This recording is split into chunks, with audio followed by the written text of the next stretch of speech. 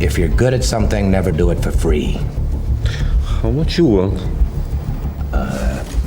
8%. You're crazy. I'm not. No, I'm not. If we don't deal with this now, soon, little Jarrod here won't be able to get a nickel for his grandma. Enough from the clown! If you are a creator or a follower of creators, you are probably already aware that the primary product isn't what always brings most of the bread home. As a creator myself, I am all too familiar with the various fractions of pennies that are the payout rates of our corporate media overlords. Considering the value that these creators bring to their respective platforms, these splits are disproportionate, and creators are forced to subsidize their primary product through other ventures. In my industry, the ultimate manifestation of art is the live show, something that often makes negative profit, even for bigger artists.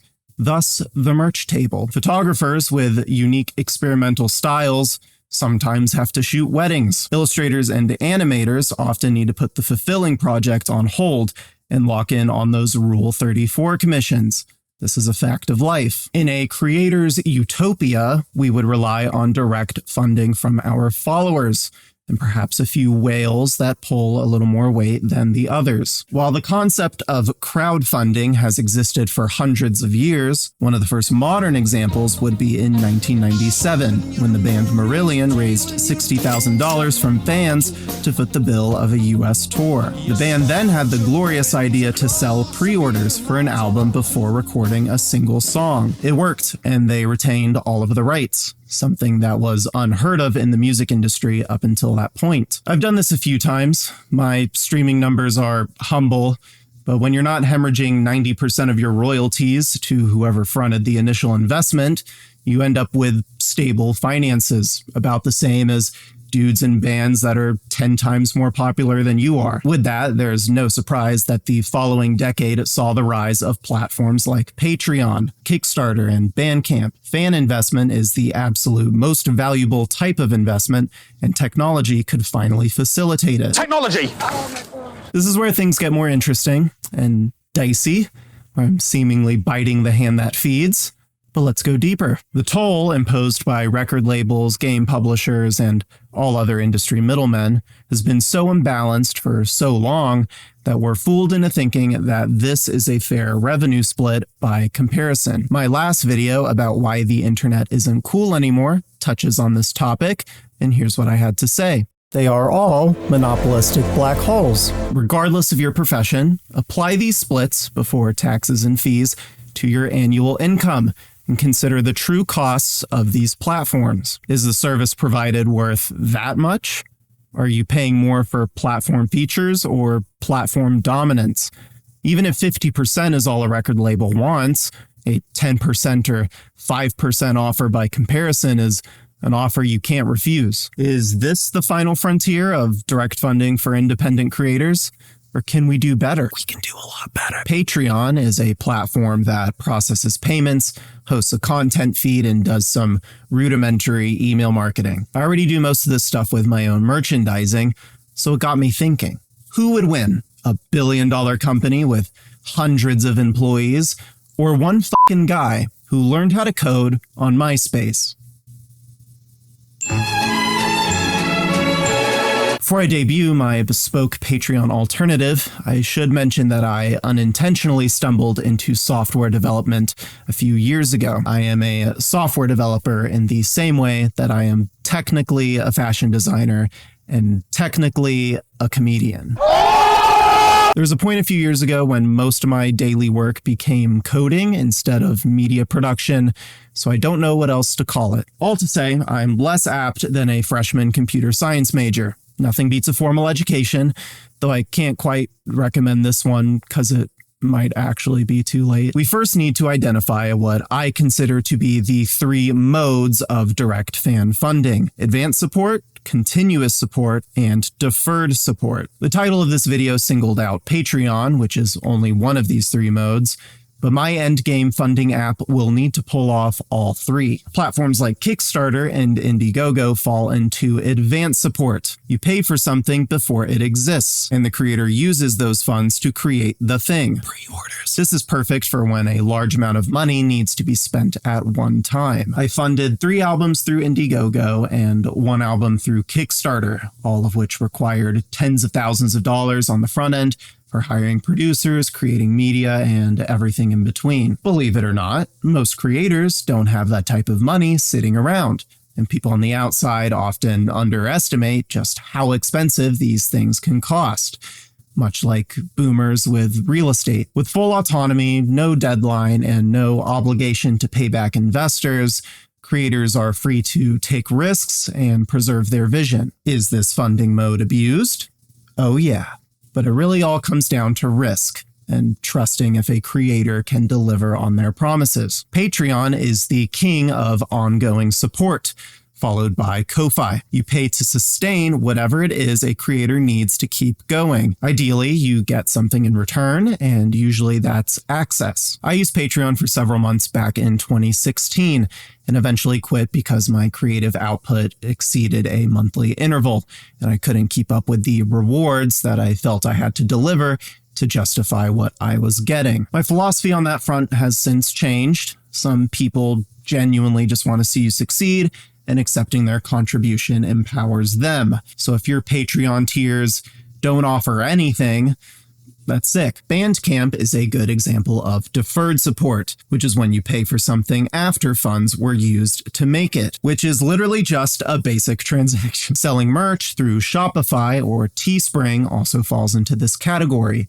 but Bandcamp was one of the first to allow the direct sale of intangible goods, which is infinitely scalable. This circumvented music storefronts like iTunes, as well as music distributors who still have exclusive access to them. I had Bandcamp in the early days for my cringe demos, but nowadays I just sell digital albums alongside my merch. There are pros and cons to each of these platforms. The first major pro being that they do actually work. I wouldn't be where I am today without crowdfunding specifically. I've never had to sign a label contract, and I intend to keep it that way. These platforms are also publicly available. You can go make a page right now, and it just works.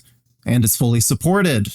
Something I'll touch on later. The obvious con for all of these is that they're still too expensive. Bandcamp is probably the worst. Being the mediator of a simple digital download does not merit a 15% cut. I did absolutely nothing, and it was everything that I thought it could be. They do this thing where every 2 months there's one Friday where artists get 100% of the revenue. Very noble and altruistic.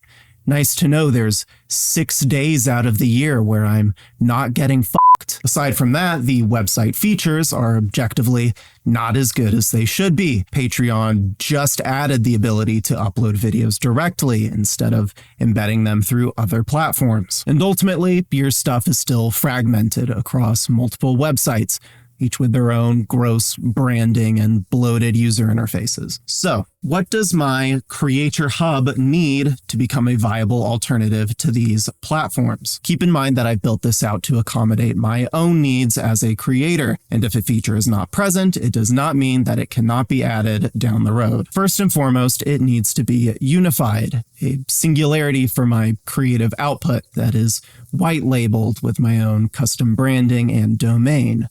One page to rule them all. Secondly, the maintenance costs need to be less than these platform splits by a significant enough margin. I already have a database for my company's backend. I've had e-commerce nailed down for years now, and I also have a front-end thing for hosting my websites and portals. These are collectively quite expensive and are integral to everything my company does, but developing this Creator Hub did not increase those costs. It just took a lot of time. My app also needs to accommodate the 3 aforementioned modes of funding in a way that is moderately scalable. Scrapping an app together for 50 users is a walk in the park, because you can just put band-aids all over it as you go.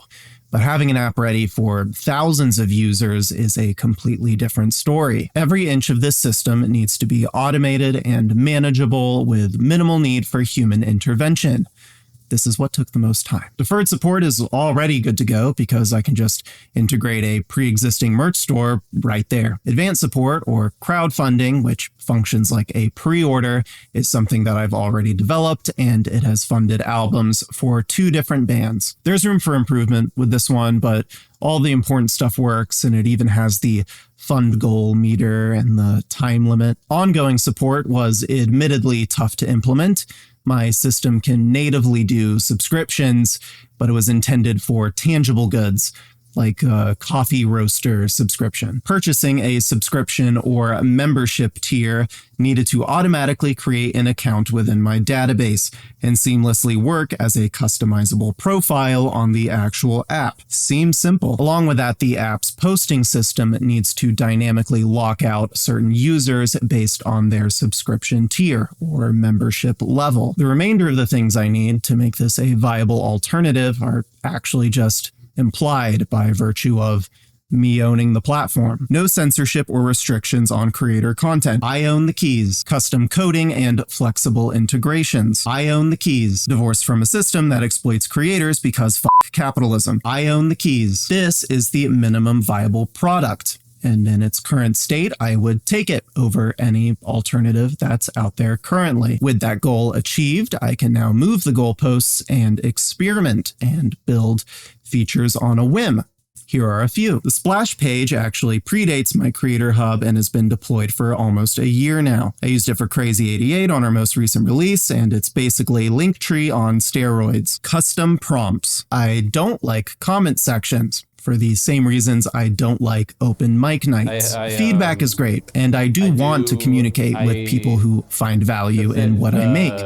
But if you're lucky, that's like 3% of a comment section. Pure democracy is chaos, and it empowers the absolute worst denizens of the internet.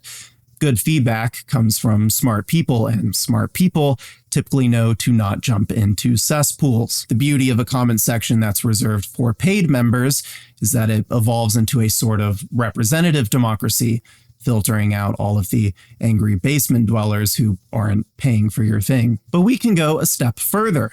Managed democracy. I don't need to know if you liked the video.